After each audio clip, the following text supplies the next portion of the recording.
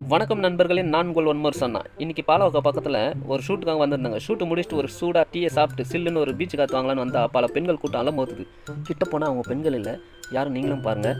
அது மட்டும் இல்லாமல் இவங்கெல்லாம் சேர்ந்து பேசினா சீரியல் கதை பேசுவாங்க, சீரியஸான கதை பேசுவாங்க, ஊர் கதை பேசுவாங்க, மணிக்கணக்காக பேசுவாங்க. ஆனால் இவங்க மணியை வச்சு எதுவும் பேசிகிட்டு இருக்காங்க.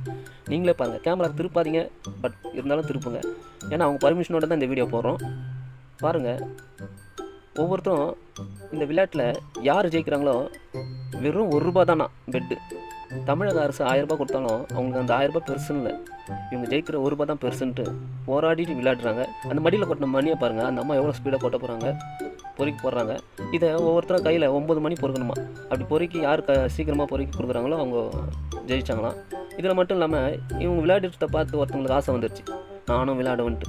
அவங்க யாருன்னா நம்ம சேனல் பார்ட்னர் ஒன்மோர் ப்ரொடக்ஷன் மேரி.